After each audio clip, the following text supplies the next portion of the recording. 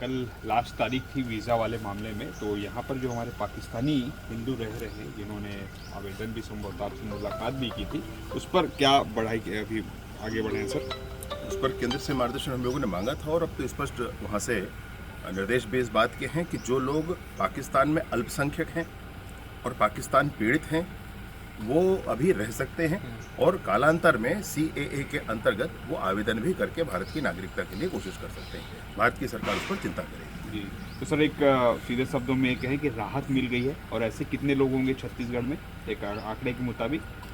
इनकी गणना है, वर्तमान में मुझे आंकड़ा पूरा याद नहीं है, परंतु इनकी पूरी गणना है।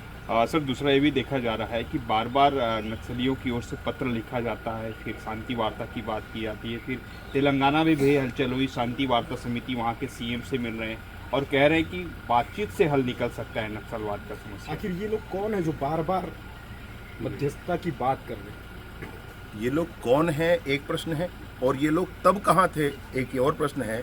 जब झीरम की घटना हुई तब इन्होंने क्यों नहीं कहा नक्सलियों के से कि ये सब बंद करो और तब जब एर्राबोर की घटना हुई थी तब इन्होंने क्यों नहीं कहा, जब 8 महीने के बच्चे को नक्सलियों ने जिंदा जला दिया था, पूरे बस्ती को जिंदा जला दिया था, उस समय इन्होंने क्यों नहीं कहा। जब मणिकोंटा की घटना हुई थी तब इन्होंने क्यों नहीं कहा था, जब दर्जनों ग्रामीणों को मार दिया गया था गला रेत करके, उनको पुलिस में मुखबिर हो कहकर, तब इन्होंने क्यों नहीं कहा था। जब झीरम की घटना हुई थी जिसमें छत्तीसगढ़ की इतनी बड़ी हानि हुई थी, छत्तीसगढ़ का एक नेतृत्व वहाँ समाप्त हुआ था, तब ये लोग कहाँ थे और अब ये क्यों बोल रहे हैं, अब ये क्यों बोल रहे हैं। और ये हैं कौन बोलने वाले भाई? जिनको बात करना है, चर्चा करना है, वो करेंगे। ये क्यों बात करेंगे और इनसे क्यों बात की जाए? ये कौन होते हैं बोलने वाले? मसला ये है कि कहीं दाल में काला है, कहीं दाल में काला है। जिनको कहना है वो चिट्ठी छोड़ करके घर बैठे।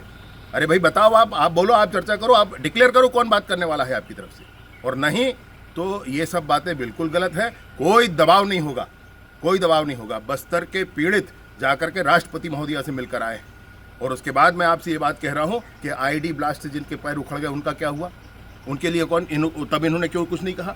जिनको आज भी IED ब्लास्ट से जानवर मारे जा रहे हैं, नागरिक मारे जा रहे हैं, जवान मारे जा रहे हैं, तब ये क्यों कुछ नहीं कहते हैं। आज ये 300 की संख्या में हम समुदाय और समितियां और व्यक्तिगत ये सब, ये एकदम गलत प्रोपेगेंडा है, पूरे देश को गुमराह करने वाला। सर एक मिनट सर, इसमें क्या है कि इन्होंने पहले कई लोगों को मौत के घाट उतारा, अब आज इनको अपने मौत दिख रहा है। इसमें भी फर्क है, इसमें भी फर्क है। सुनिए मैं आपसे कहूं, इसमें भी फर्क है, और फर्क ये है कि जिस समय तक 400 अधिक, अब इस सरकार के बनने के बाद लगभग हमने 400 नक्सलियों को, वर्दीधारी शस्त्रधारी नक्सलियों को मारे।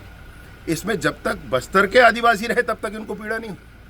आज जब तेलंगाना वाले जब फंस रहे हैं तो इनको पीड़ा हो रही। मसला इसमें भी है भाई, इनका दुराव इसमें भी दिखता है। आप एक बार सोच कर देख लें इस बात को। जब तक यहाँ के लोग, बहुतायत में 8-10 लोग हैं जो तेलंगाना आदि क्षेत्रों के हैं जो मारे गए हैं इन 400 में, बाकी तो यहाँ के हैं, तब तक इनको पीड़ा नहीं रही।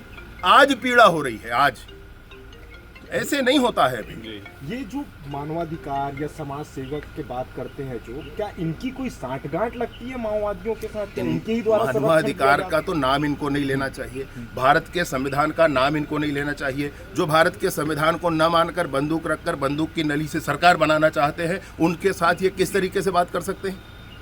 उनके साथ ये कैसे भारत के संविधान का उल्लेख कर सकते हैं? ये कैसे कह सकते हैं भारत की सरकार को कि भारत की सरकार हमारा संविधान है, देश की रक्षा होना चाहिए।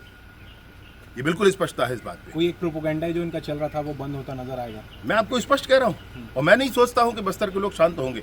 जो बस्तर की जनता है, जो बस्तर के नक्सल पीड़ित लोग हैं, जरूर इस पर बोलेंगे, मुझे पूरा विश्वास है इस बात का। ठीक है।